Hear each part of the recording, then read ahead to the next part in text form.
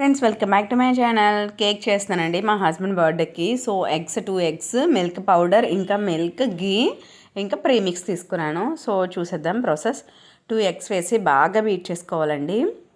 నేను 1 kgకి 2 ఎగ్స్ వేస్తున్నాను. చాలా ఫ్లఫీగా వస్తుంది అండ్ చాలా టేస్టీగా కూడా ఉంటుంది. బాగా బీట్ చేసుకోవాలి. ఎంత బీట్ చేస్తే అంత బాగుంటుంది కేక్ అనేది. సో ఇందులోనే మనం ఎసెన్స్ కూడా వేసి బాగా బీట్ చేసుకుందాం, ఎందుకంటే కేక్ స్మెల్ రాకుండా ఉంటుందన్నమాట. సో ఎసెన్స్ వేసి బాగా బీట్ చేసుకుంటే అప్పుడు బాగా కలుస్తుంది. నెక్స్ట్ నేను గీ వేస్తున్నానండి. బటర్ అయినా ఆయిల్ అయినా గీ అయినా ఏదైనా వేయచ్చు. సో నా దగ్గర బటర్ అవైలబుల్ లేదు, సో అందుకని చెప్పి గీ వేసాను అనమాట. చాలా బాగుంటుంది. ఇంకా మిల్క్ పౌడర్ ఒక 10 రూపీస్ ప్యాకెట్స్ 2 తీసుకున్నానండి. 2 మిల్క్ పౌడర్ ప్యాకెట్స్ నేను వేసుకున్నాను 1 kgకి.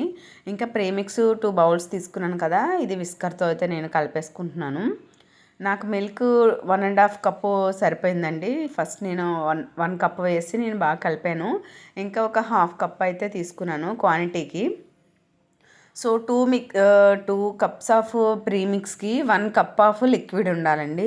అది మనము మిల్క్, ఆయిల్, ఎగ్ ఇదంతా మిక్స్ చేసుకొని 1 కప్పులా తీసుకోవాలి. మొత్తం అంతా కరెక్ట్ క్వాంటిటీ వచ్చేసింది, నాకు బాగా సరిపోయింది. సో కొంచెం పాలు తక్కువ అయితే నేను వేసుకున్నాను అనమాట, అంతే.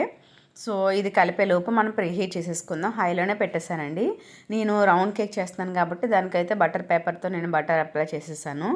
సో మొత్తం పిండి అంతా వేసేసుకొని బాగా ట్యాప్ చేయాలండి. ట్యాప్ చేస్తేనే లంప్స్ లేకుండా వస్తుంది. సో బాగా ప్రీహీట్ అయిపోయింది కదా. సో ఇదైతే మనం బేక్ చేసేసుకుందాం. నాకైతే ఒక 45 మినిట్స్ పట్టింది సిమ్లో. చూడండి ఎంత బాగా బేక్ అయిందో, చాలా బాగా బేక్ అయిందండి. చాలా పొంగింది కూడా, పర్ఫెక్ట్గా వచ్చేసింది కేక్ అనేది. సో దీన్ని అయితే పక్కన పెట్టేసుకొని విప్పింగ్ క్రీమ్ అయితే చేసేసుకుందామండి. నేను లాస్ట్ టైం 1 లీటర్ తీసుకున్నాను విప్పింగ్ క్రీము. అదైతే ఒక 2 కేక్స్కి తీసాను, అంటే 3 డివైడెడ్ బై 3 చేశాను అనమాట ఆ లీటర్ని. సో ఇది లాస్ట్ పీస్ అన్నమాట. దాంతో కొంచెం చీజ్ కూడా వేసానండి. చాలా బాగుంటుంది, కమ్మగా ఉంటుంది. క్రీమ్ కూడా ఐస్ క్రీమ్లో చాలా టేస్టీ ఉంటుంది. ఓన్లీ విప్పింగ్ క్రీమ్ అయినా వేసుకోవచ్చండి, మీకు డౌట్ రావచ్చు. టేస్ట్ కోసం అయితే నేను కొంచెం చీజ్ కూడా వేసాను అనమాట. ప్లెయిన్ చీజ్ అండి అది. సో ఈ 2 వేసి బాగా బేట్ చేసేసుకోవాలి. ఎంత ఫామీగా వస్తే అంత బాగా మనకి క్రీమ్ అనేది స్టిఫ్గా ఉంటుందన్నమాట. సో నాకైతే ఒక 5 మినిట్స్ పట్టిందండి బీట్ చేసుకోవడానికి. 5 మినిట్స్ తర్వాత మీకు చూపిస్తాను. బౌల్ నిండుగా అయితే వచ్చేసింది నాకు. ఈ క్రీమ్ వచ్చేసి ఒక బౌల్ ఉంటుందండి. నేను మెజర్మెంట్ చూపించాను కదా, pink colour cup batter premix తీసుకున్నాను కదా, అదే కప్తో 1 కప్ ఉంటుందండి విప్పింగ్ క్రీమ్ అనేది. చూసారు కదా, ఇందులోనే మనము ఎసెన్స్ కూడా వేసేసుకోవాలి. నేను పిస్తా కేక్ చేస్తున్నాను కాబట్టి పిస్తా ఫ్లేవర్ అనేది వేసుకున్నాను. ఇదే ఎసెన్స్ నేను కేక్లో కూడా వేసుకున్నాను అండ్ క్రీమ్లో కూడా వేసుకుంటున్నాను. అండ్ లైట్గా ఒక గ్రీన్ కలర్ ఒక డ్రాప్ వేసానండి. అంటే ప్లెయిన్ వైట్ కాకుండా లైట్గా వేస్తున్నాను మధ్యలో. మీకు కావాలంటే ఇంకా డార్క్ కలర్ కూడా వేసుకోవచ్చు. నేను పైన ఫ్లవర్స్కి ఇంకొక డ్రాప్ వేసి నేను విప్పింగ్ క్రీమ్ అయితే చేయబోతున్నాను అనమాట. ఫ్లవర్స్కి కొంచెం డార్క్గా ఉంటే బాగుంటుంది కదా. సో నేను కట్ చేసేసుకున్నానండి. పైన పొంగినట్టుగా వచ్చింది కదా, అది కూడా వేస్ట్ చేయకుండా నేను మధ్యలో అయితే సెట్ చేసేసాను అనమాట.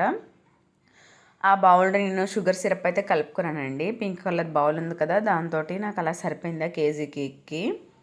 బయటనైతే దానికన్నా డబల్ వేస్తారు. సో నేను అంత ఎక్కువ వేయట్లేదు, ఎందుకంటే కేక్ తినేటట్టు ఉండదు. జ్యూసీగా ఏదో రసగుల్లా అలా స్వీట్ తినేటట్టు ఉంటుంది. మరీ అంత ఓవర్ స్వీట్ కాకుండా నేను కరెక్ట్గా సరిపోయినంత అయితే వేస్తున్నానండి. అందుకని చెప్పి ఆ బౌల్లో అయితే కలుపుకున్నాను. మీ ఇష్టం, ఇంకా ఎక్కువ సిరప్ వేసుకోవాలన్నా వేసుకోవచ్చు. నేనైతే తడిచినట్టుగా వేసాను అన్నమాట, అంతే. సో తెలుసు కదండి, 1 బై 1 మనం పెట్టేసి మనము క్రీమ్ అనేది అప్లై చేసేసేయాలి. సో నేను పిస్తా అయితే ఫస్ట్ లేయర్లో వేయడం మర్చిపోయాను, సెకండ్ లేయర్లో వేస్తానండి. సో అదనమాట, పిస్తా ఫ్లేవర్ చేస్తున్నాను కాబట్టి పిస్తాలు కూడా మధ్యలో వేసుకుంటే చాలా బాగుంటుంది తినేటప్పుడు. 3 లేయర్స్ కట్ చేశాను కదా, 1 బై 1 షుగర్ సిరప్ వేసి క్రీమ్ అప్లై చేసేసుకుంటే అయిపోయినట్టే. సో ఫినిషింగ్ టచ్ చూపిస్తానండి. ఇది గ్యాప్స్ వచ్చినట్టుగా అనిపిస్తుంది కదండి, మీకు డౌట్ రావచ్చు. అలానే ఉంటుందండి చేస్తున్నప్పుడు. మొత్తం టాపింగ్ చేసేసరికి మనకి పర్ఫెక్ట్గా వచ్చేస్తుంది. గ్యాప్స్లో కూడా మనం క్రీమ్ అనేది అప్లై చేసేసుకుందాం. చక్కగా ఇలా చేసుకుంటే మనకి ఒక్కసారిగా మనము టర్న్ టేబుల్ తిప్పుకుంటూ చేయడానికి బాగుంటుంది. ఫస్ట్ గ్యాప్స్ అన్నీ ఫిలప్ చేసేద్దాం. లాస్ట్లో చూపిస్తాను మీకు కేక్ అనేది ఎలా వచ్చిందనేది. నీట్గానే ఉంటుందండి. ఎంత హోమ్మేడ్ చేసినా కూడా చాలా బాగుంటుంది. బయట అంత పర్ఫెక్ట్ షేప్ రాకపోయినా సరే. చూసారు కదండి, నేను కొంచెం అదే క్రీమ్ కొంచెం మిగిలితే ఒక డ్రాప్ గ్రీన్ కలర్ వేసి నేను ఫ్లవర్స్లా ఇచ్చేసానండి. అవుట్ఫిట్ చూపిస్తాను, చాలా బాగుంటుంది లాస్ట్లో. సో రౌండ్ కేక్ మనకి ఈజీగా ఉంటుందండి ఎప్పుడైనా సరే. నాజుల్తో అయితే నేను ఫ్లవర్స్ వేసేసాను. ఇంకా గ్యాప్స్లో కూడా కొంచెం అలా కవర్ చేసేసాను, క్రీమ్ ఉంది కదా. ఇంకా ఇదంతా ఖాళీగా ఉంది కాబట్టి నేను అలాగా ఫినిష్ చేస్తాను అనమాట. చూస్తున్నారు కదండి, బర్త్డే కేక్ ఎంత ఈజీగా చేసుకోవచ్చో. చాలా టేస్టీగానే ఉంటుంది అండ్ చాలా ఈజీ కూడా. చేస్తూ ఉంటే మీకే అలవాటు అవుతుంది. సో నేను పెట్టే ప్రతి వీడియో కూడా మీరు చూస్తూ ఉండండి. ఇంకా లైక్ చేయండి. ఇంకా కొత్తగా చూసిన వాళ్ళైతే సబ్స్క్రైబ్ చేసేసుకోండి. ఈ వీడియో కనుక నచ్చినట్లయితే షేర్ కూడా చేసేయండి.